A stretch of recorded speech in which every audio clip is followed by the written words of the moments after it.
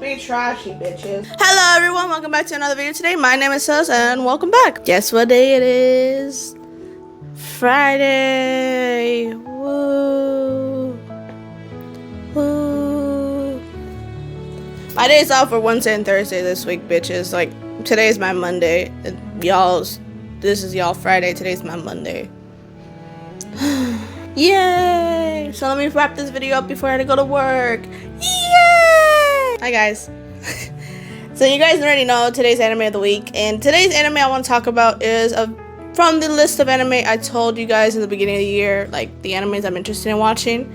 And the anime I'm going to talk about is Zenshu. I think that's how you say its name. I believe that's how you say it. Zenshu.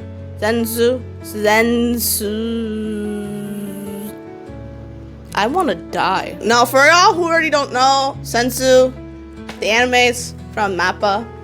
And MAPPA likes to... I feel bad for the workers of MAPPA. But I don't know what's going on in the executive board that they said, every anime we're going to pick up, we're just gonna play with the audience's feelings, you know? We're just gonna play with it. This anime made me had so much anxiety that I wanted to actually, every time, because it would be like a good episode, and then all of a sudden you want to kill yourself, bro. So yeah, let's talk about this anime, guys. So the story picks up with a character named Natsuko. I can say that name because the main male protagonist says the name like 400 times.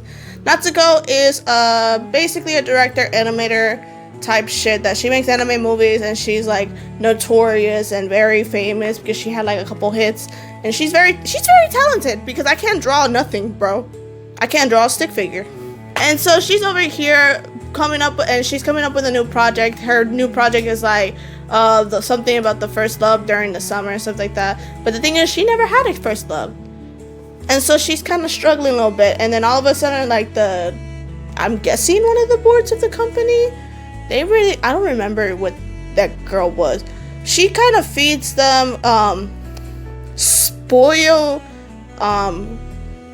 clams, and she dies, and she gets reincarnated to her favorite childhood movie that inspired her to be an animator / director. That's where the story picks up from there. She gets to meet like the characters she idolized growing up: Luke, Uli, Mei, I think her name is Mei, and all these shit. So she gets to meet all those characters, and like she gets basically powers to help them, and yada yada yada. That's the whole story premise. Now she does try to give the characters in her favorite childhood movie a happy ending, just because due to the fact that in the original story, the main character that she really does idolize, his name is Luke, he falls into despair.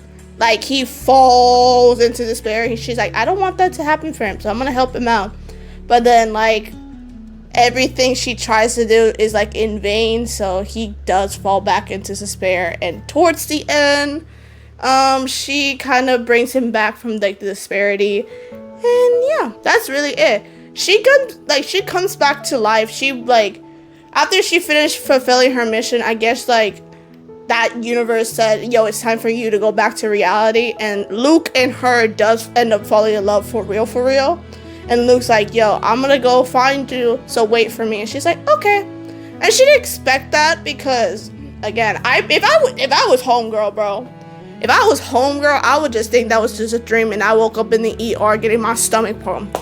But she ended up coming back to reality. She ended up making the movie a hit because she finally found that her first love was Luke. And after she was going home, the ending kind of was like, you had to interpret it because we see them walking in reality. And she turned and she said, huh, and that was it.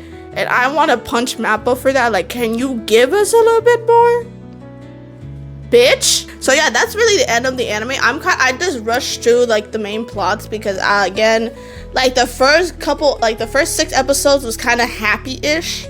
Like we just got to know the characters a little bit more, and then like after like episode 7, everything went down to the fucking toilet, bro. I was like, how can you? What? So yeah, I was just basically, that was just me rushing through the plot. If you actually watch it, you will get, it's like similar, you got the gist of it. Now, my overall opinion, the animation, again, for this is absolutely stunning. It's gorgeous. I think it's one of the most stunning animation of this year from what I saw. Again, I can't say anything for summer because I'm watching, like, as of this year, because it's like beginning of the year-ish. We're halfway through, right? I don't know what year it is anymore. Yeah, the animation is actually stunning. Like, everyone's character designs, like, Nezuko's really gorgeous. Luke is really, like, aesthetically, everything is, like, super gorgeous in this world. Now, I do say at the beginning, the plot was kind of presently strong. And then it got a little bit wish-washy. Because this anime is an original, like, anime story. It's not based off a manga. Because at one point, because when all the despair shit was happening, I was like, where's the manga? I need to read this shit to see what happened. Nothing! I couldn't find shit. But yeah, when the plot got a little bit wish-washy, and then it got back on track when all the despair shit started happening. Again, you can kiss my ass, Mappa. But the plot at the end did deliver what it needed to deliver. The opening, I didn't care for so much. Like, I watched it, but it didn't stick with me for whatever reason. I don't know what it was. Because the animation was good, like, was gorgeous. And then the voice was not, like, the singer was not bad. It just didn't, stick with me. So I just, after, like, episode 4, I just started skipping it. So I don't know what it was for that, you know? But yeah, but overall, this anime is really interesting. When you get into it, it's actually worth the watch, and I do recommend it for people. First of all, there's a lot of reincarnation animes, so this is definitely for someone cup of tea. Like, there's a lot of animes that basically someone dies by truck-kun, and they get reincarnated to, I don't know, something. They'd be like, oh, the time I got reincarnated and I got stepped by a bee and become the toilet seat. Some shit like that. I know there's probably one like that. But yeah, this anime was very striking. Just because she died, she reincarnated, but she was still herself. She was not like another character. And I did like they did know how to play with your feelings. And that's what Mappa's really good at doing. But they also like to play with our feelings. So they'd be like, oh, they're gonna get together, What the fuck, Mappa, did you do to this girl? I really did pleasantly enjoy it. It's a short anime again. I was expecting a little bit more, but I can't expect too much because I already knew it was gonna be short. But yeah, that's really it for the video. That's all I can say for the video. Like, it's really good. Just go watch it. 9 out of 10 for me, just because I did not like how they try to hurt my heart. If you were to watch it in one sitting, maybe it would be a 10 out of 10, but I watched it weekly, so yeah, you can kiss my ass, Maka. I really did like the anime. You guys should watch it, please. It could be, I think I can see this in, like, the ranking for, like, next year's Crunchyroll Awards. I can see this anime being there. Or it was already there. I think it was there. I voted, like, twice. After that, they didn't let me vote anymore. But I remember, maybe it was there. Was it there?